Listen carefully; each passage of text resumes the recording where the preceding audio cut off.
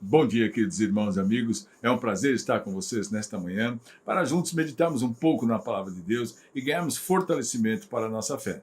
Ora, nesse tempo, temos falado sobre as questões do homem e a resposta do seu Criador, não é?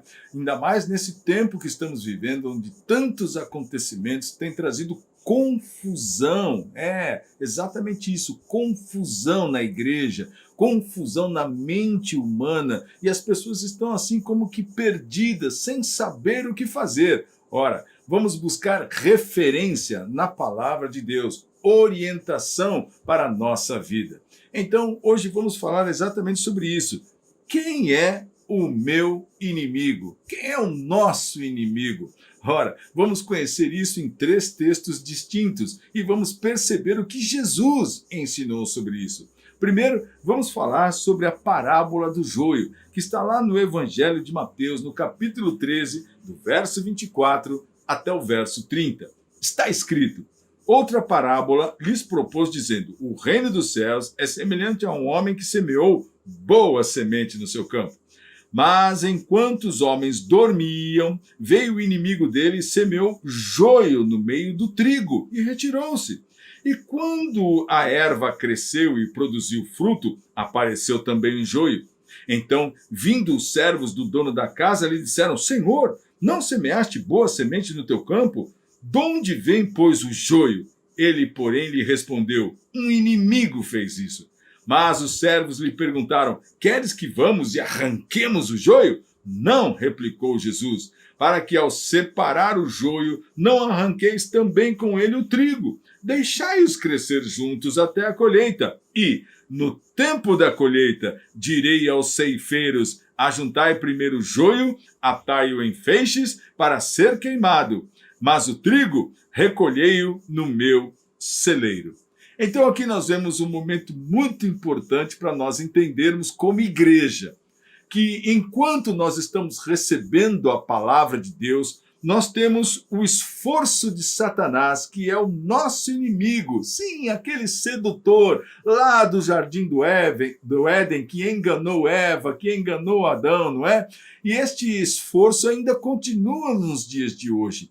Então, enquanto nós somos semeados, ou seja, enquanto nós recebemos a boa palavra de Deus, que é o santo livro, com as suas palavras de vida, Satanás também busca introduzir no meio da igreja pessoas, não é? Que trazem mentiras e enganos para justamente desviar os santos de Deus, os cristãos, os crentes, da verdade. Fazendo assim, ele desvia os homens de ouvir a verdade e permanecer nela. Portanto, é muito perigoso e muitas pessoas têm vivido dessa maneira.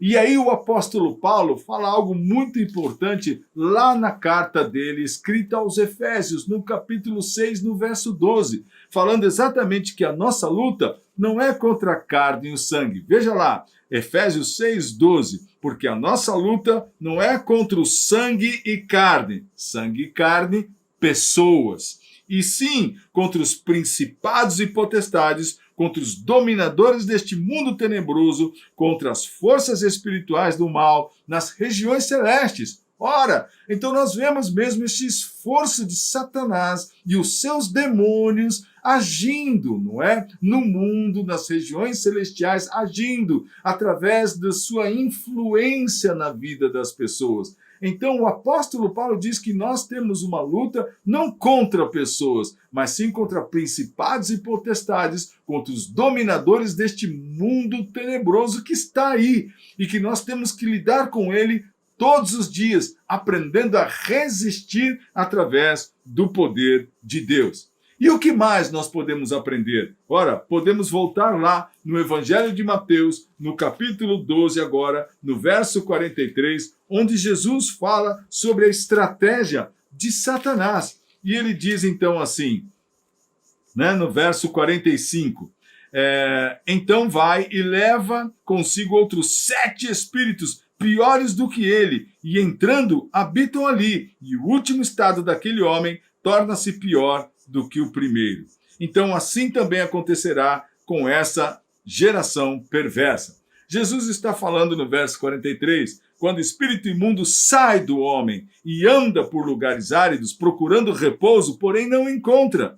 Por isso ele diz: voltarei para minha casa de onde saí.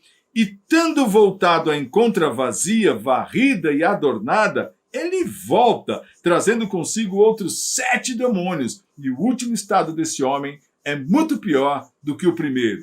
Então veja, cuidado. O teu inimigo não é exatamente a dívida, a falta do dinheiro, o problema, a enfermidade, aquele homem, aquele chefe, aquele colega, aquele professor, aquela situação. O teu inimigo é aquele que está por detrás de todas estas coisas, movendo sedução e engano, semeando engano, vaidade, ciúme, inveja no teu coração, alimentando essa raiz de amargura, movendo ódio no teu coração, fazendo com que você fique vazio e não se encha da palavra, e não se encha de Cristo. Então aquele demônio volta sobre a sua vida, trazendo outros 7, o seu estado fica ainda pior.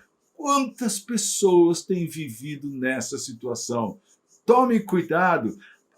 Tenha realmente esse entendimento na sua vida espiritual, para a sua vida espiritual, buscando o Senhor, se alimentando, se fortalecendo com a palavra de Deus, para que você possa estar resistindo contra esses estímulos contrários à verdade e seduzindo o teu coração e a tua mente, para que você viva por Deus para você viver por Deus e seu reino, por Cristo e a sua igreja e pela sua palavra, que é a verdade.